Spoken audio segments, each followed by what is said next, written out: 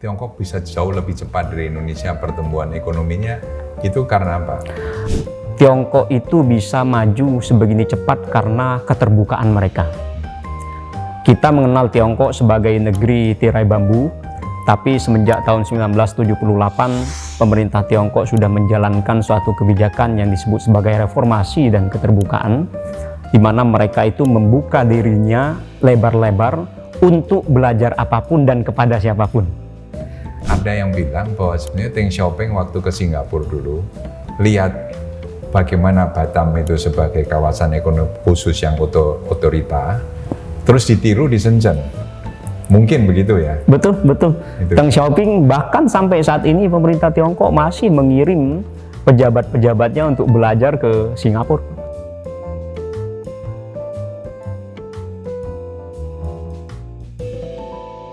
Selamat pagi Mas Novi. Selamat pagi Pak Darmo. Alhamdulillah sehat Pak. Terima kasih kehadirannya Mas Novi. Suatu kehormatan bagi saya diberikan kesempatan untuk belajar langsung ke Pak Darmono. Makasih banyak Pak. Sama-sama belajar Mas Novi. Ini mohon arahan. Pemirsa, hari ini kita dapat tamu yang sudah lama saya tunggu-tunggu nih. Mas Novi yang tempo hari saya lihat diwawancarai oleh Pak Dahlan Iskan. Jadi saya undang beliau di sini untuk kita mendengarkan dari versi yang lain ya Mas Novi. Nah, Mas Novi kalau boleh cerita sedikit mengenai background Mas Novi supaya pemirsa yang belum lihat wawancara Anda dengan Pak Dahlan bisa jelas siapa ini Mas Novi. Saya selalu bilang saya dari lantai 8 Bapak. Karena saya lahir dan besar di pegunungan, di mana pegunungan ini, tepatnya di desa saya ini, berada di ketinggian sekitar 1.200 mdpl. Oh, di mana itu? Di suatu desa di lereng Gunung Argopuro.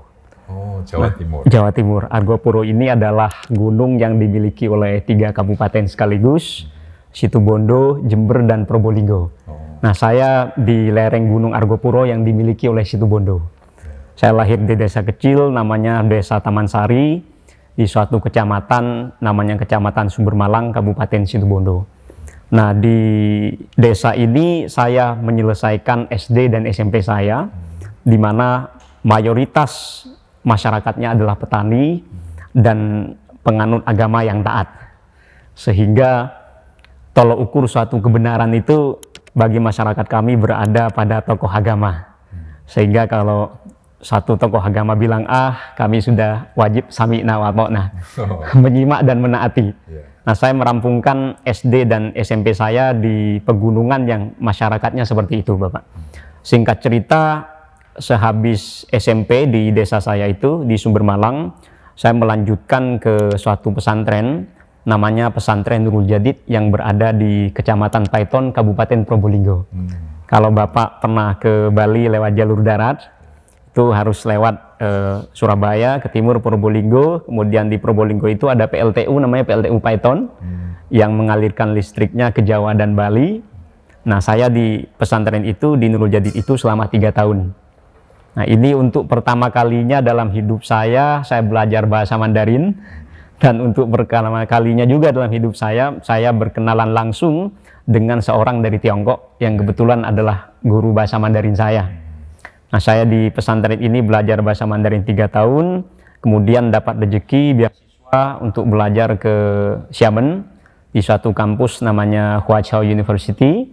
Saya 3 tahun belajar bahasa dan budaya Tiongkok di sana, kemudian melanjutkan pasca sarjana saya di Xiamen juga, cuma beda kampus namanya Xiamen University.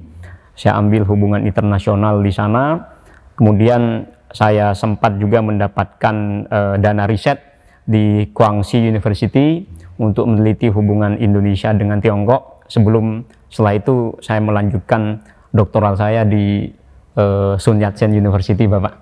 Di Guangzhou ya? Di Guangzhou. Cuma saya jadi teringat pepatah bahasa Mandarin yang bilang Haonan Ren Puti Tang Nian Yong, katanya Bapak. Bahwa lelaki sejati itu tidak pernah ungkit-ungkit kesuksesan masa lalu. Coba apalagi nggak pernah sukses. Jadi cerita saya seperti itu, saya dari kampung di lantai 8, kemudian dapat rezeki untuk tersesat di jalan asing. Demikian Bapak. Terima kasih. Jadi ini satu pengalaman yang istimewa ya, hampir 10 tahun ada di 10 tahun di Tiongkok. dari S1 sampai PhD ya. Sampai PhD di sana. Terus kemudian mengajar. Kemudian saya sempat mengajar di Tiongkok juga. Di Guangxi University itu ada satu lembaga namanya China ASEAN Research Institute, di mana di sana saya mengajar mengenai hal-hal yang berkaitan dengan Indonesia. Dan setelah itu saya juga sempat mengajar lagi di Hefei University of Technology. Ini ada di Hefei di Jiangsu, di Anhui, di Tiongkok bagian tengah. Saya sempat diberikan amanah untuk mendirikan suatu jurusan di sana, Bapak. Jurusan Sastra Indonesia. Saya sempat mengajar di sana. Setelah lulus dari Tiongkok, saya sempat bekerja juga di Java BK 2. Sempat di satu perusahaan yang bergerak di kompor induksi, Bapak. Terus Perusahaan dari Tiongkok. dari Indonesia malah, cuma punya kerjasama dengan Tiongkok sana. Kemudian ya bantu-bantu Abah Dahlan Iskan juga di korannya di Disway. Sekarang karena punya anak kecil, saya fokus di Situbondo dengan istri saya bangun apotek, Bapak. Mohon arahannya. Jadi waktu di Tiongkok sana sebagai orang santri, ada kesulitan nggak soal makan, soal pergaulan gitu? Atau memang orang Islam juga banyak di sana? Ini terus terang banyak sekali dipertanyakan oleh orang-orang, terutama waktu saya baru pertama kali mau berangkat ke Tiongkok. Karena saya lahir di desa dan masyarakatnya seperti itu, sehingga banyak yang mempersoalkan ke orang tua saya. Ini Novi santri kok belajarnya ke Cina, nanti malah di Cina jadi makan babi, malah murtad jadi kafir. Coba untungnya orang tua saya sekalipun pendidikannya tidak tinggi, bahkan tidak lulus SD, tapi pemikirannya cukup terbuka. Orang tua saya menjawab keraguan dari tetangga-tetangga saya itu dengan salah satu ungkapan utlubul ilmah wala bisin, yang dinisbahkan kepada Rasulullah, bahwa kita itu mesti menuntut ilmu walau sampai ke Tiongkok sana. Saya juga jadi berpikir, kalau pada zaman Nabi itu sudah disabdakan, sudah dipetuakan bahwa di Tiongkok itu ada ilmu yang layak untuk kita pelajari, apalagi sekarang. Dan saya akhirnya menemukan bahwa di Tiongkok itu memang ternyata banyak sekali ilmu yang layak untuk kita pelajari sebagai bangsa ini. Terutama menurut saya ilmu dalam mengubah nasib. Bahwa Tiongkok kan merdeka tahun 49, Indonesia merdeka tahun 45, lebih tua Indonesia. Tapi kenapa Tiongkok bisa maju lebih cepat dibandingkan negara kita? Itu yang saya pelajari di sana, dan untungnya saya tidak menemui berbagai macam permasalahan seperti yang dikhawatirkan oleh orang-orang. Misalnya apakah di Tiongkok akan otomatis makan babi misalnya.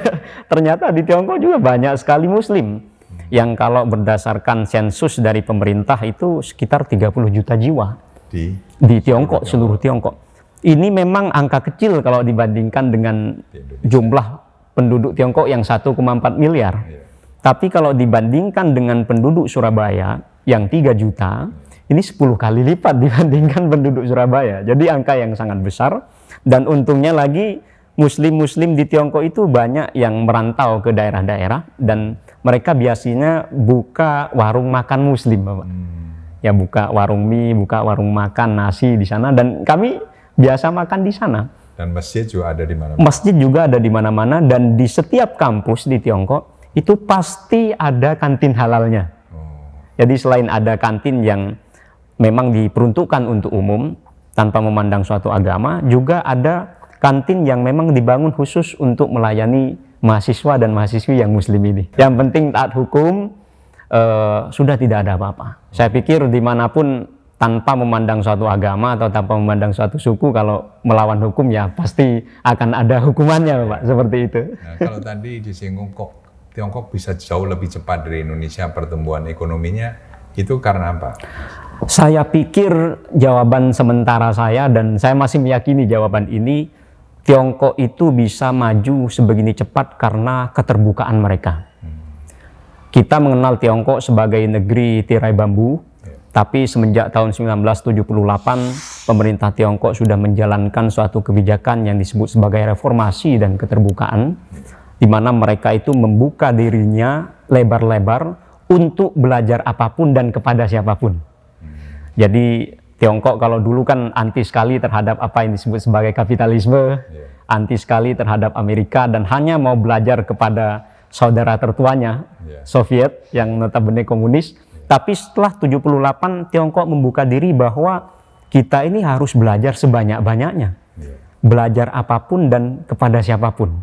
Ya, Tiongkok mau belajar ke Amerika, menyerap saripati yang paling bagus dari kapitalisme berupa kompetisi yang sehat dan juga berupa inovasi yang begitu cepat. Mereka juga mungkin mau belajar kepada negeri-negeri Arab sana, bagaimana mengelola negaranya, mungkin juga belajar kepada Indonesia.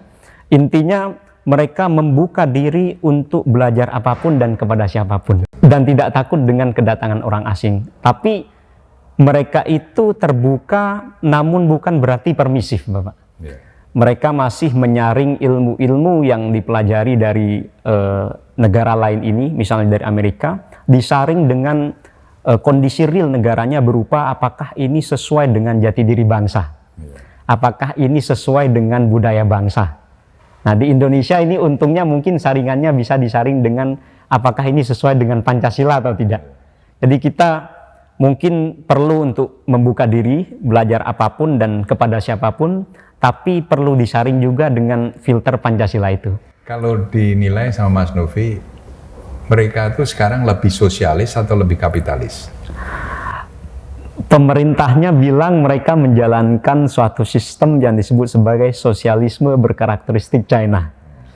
Cuma saya merasa mungkin bisa juga disebut sebagai kapitalisme berkarakteristik China, bergantung dari perspektif apa yang kita pakai.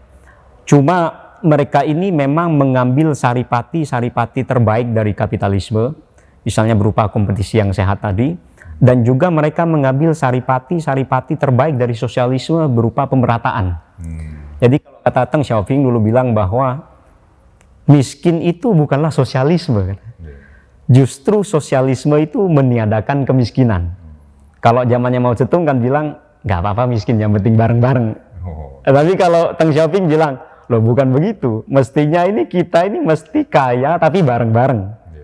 Tapi memang begitu kebijakan ini diterapkan untuk pertama kali, memang Deng Xiaoping itu bilang bahwa xianrang ibu ren fuyu qilai, biarkan sebagian orang kaya duluan, katanya. Tapi ada prasyarat, harus taitung lingwai ibu ren gongtong fuyu, harus yang kaya duluan ini juga membawa yang lain yang tertinggal untuk sama-sama kaya, katanya. Jadi kalau yang kaya ini lupa mengerjakan itu, sama si Presiden Xi Jinping sekarang mulai dibabat. Ya? Mulai dibabat.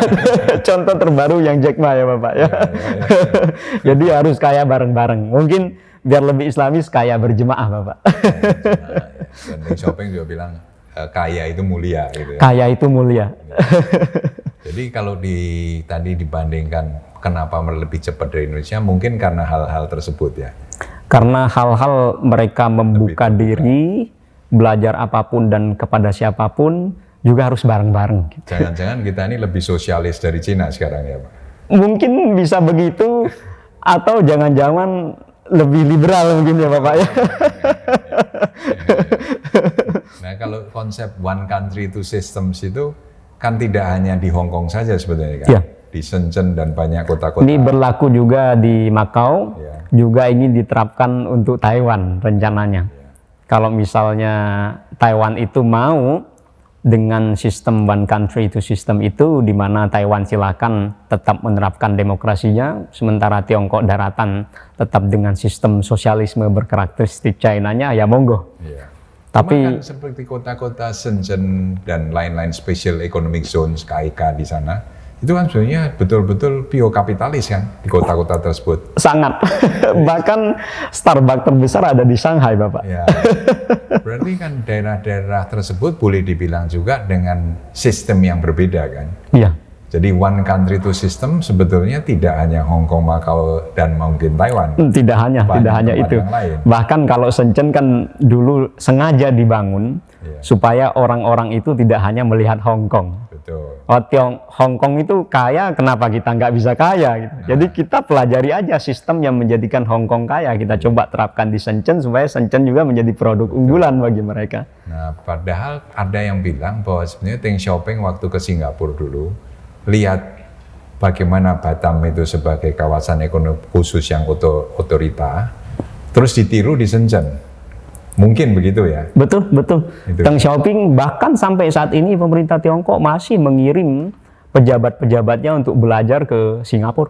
Ya, nah, jadi sebetulnya kita yang punya ide kawasan ekonomi khusus otorita Batam, tapi Tiongkok menirunya lebih bagus, lebih cepat ya. Lebih cepat. Kita kan punya juga banyak kawasan ekonomi khusus di Indonesia, Special Economic Zone. Ya. Tapi mungkin perlu belajar ke Tiongkok ya?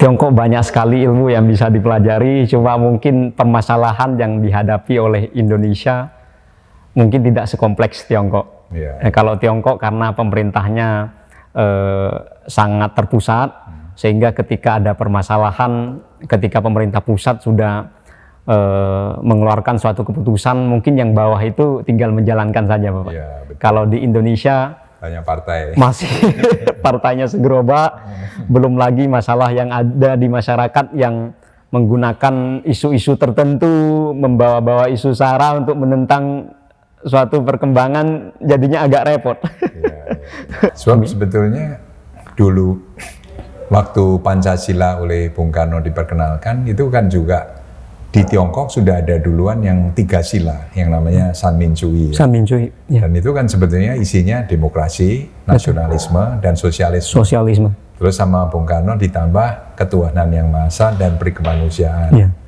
Jangan-jangan yang bikin menghambat ke pertuhanan itu karena kita berperikemanusiaan dan berketuhanan yang maha esa. Kita lebih manusiawi, lebih taat dan percaya bahwa Tuhan akan memberikan jalan yang terbaik gitu buat kita. Mungkin ada sisi positif dan negatifnya ya Bapak ya. Kalau orang kita kan percaya kepada nasib. Betul.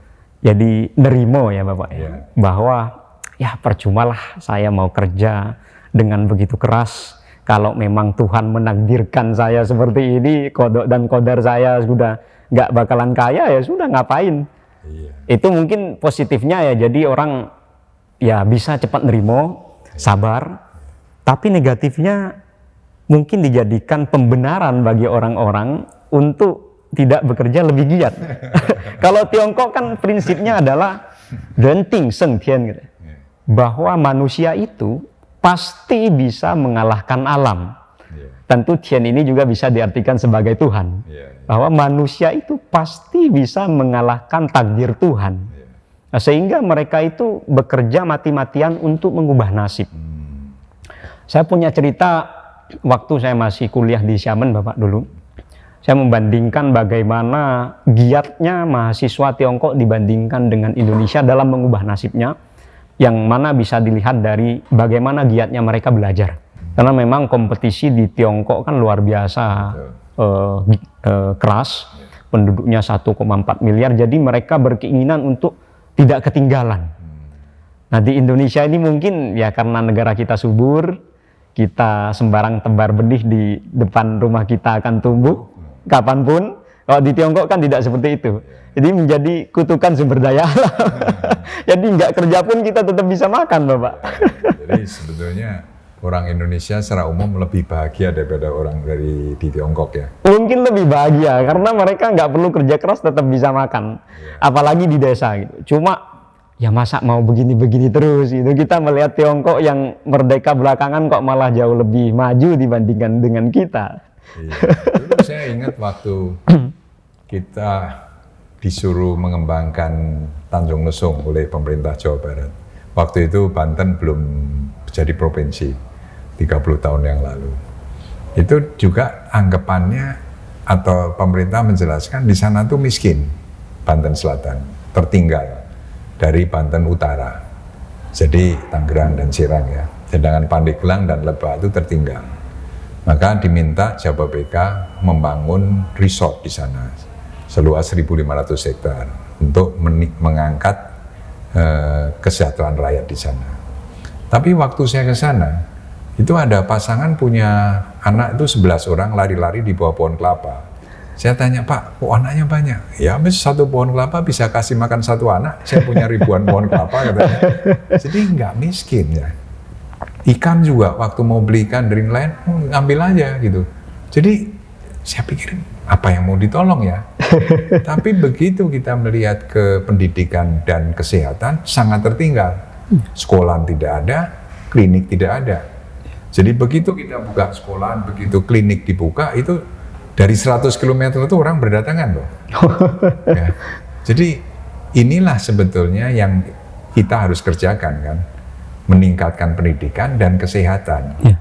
Nah begitu pendidikan tumbuh, kesehatan membaik, kan kemudian jadi mengenal barang-barang yang lebih dibutuhkan, yang tadinya nggak dibutuhkan. Ya. Jadi kan barang-barang ya saya cukup makan, pakaian juga di daerah tropis nggak perlu aneh-aneh, juga rumah juga nggak perlu pakai AC atau heater kan ya.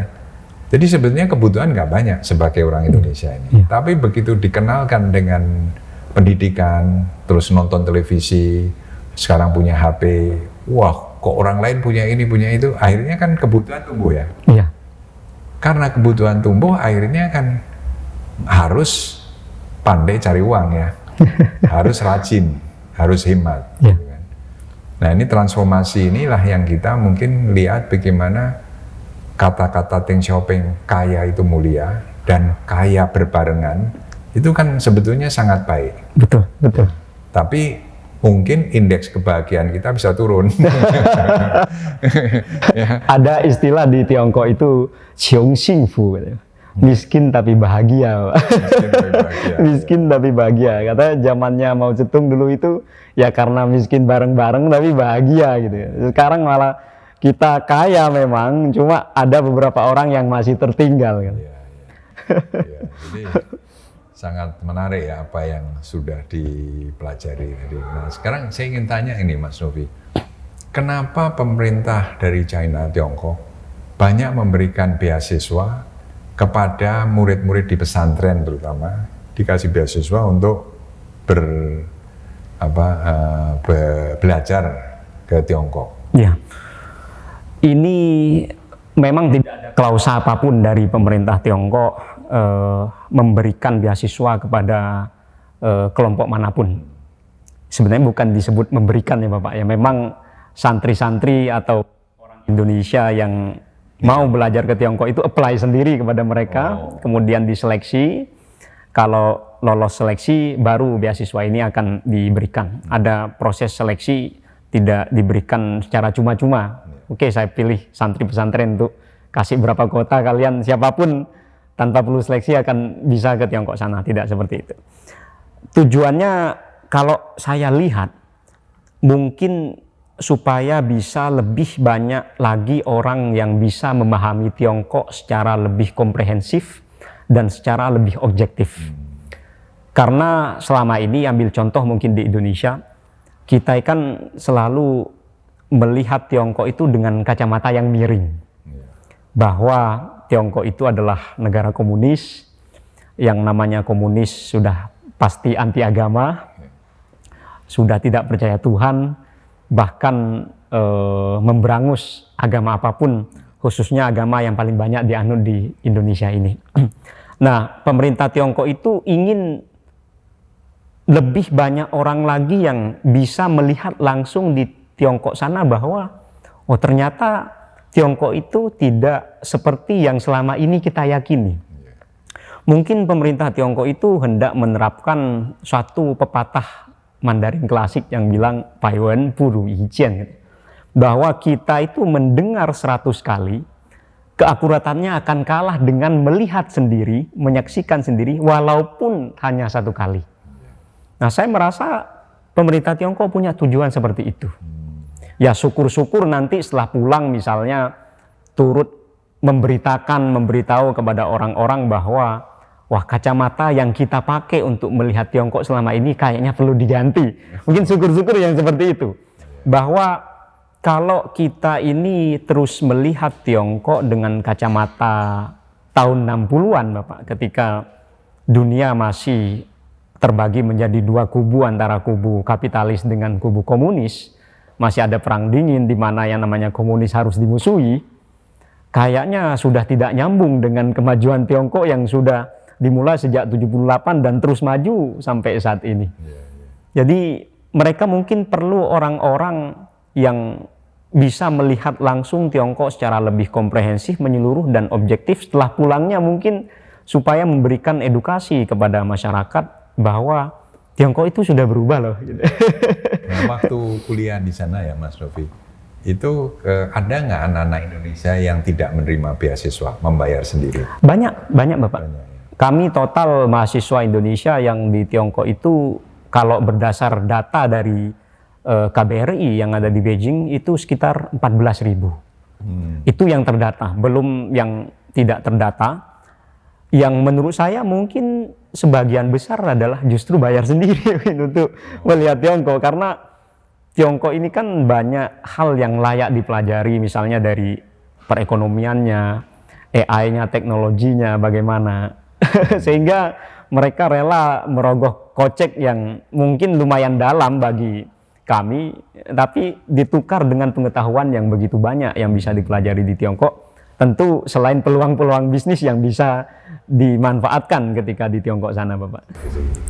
Demikianlah pemirsa, hari ini kita dapat input-input yang sangat bermanfaat. Moga-moga Mas Novi nggak bosan lain kali kita undang. Mohon arahannya, Bapak. Mohon arahannya. Terima kasih. Makasih banyak.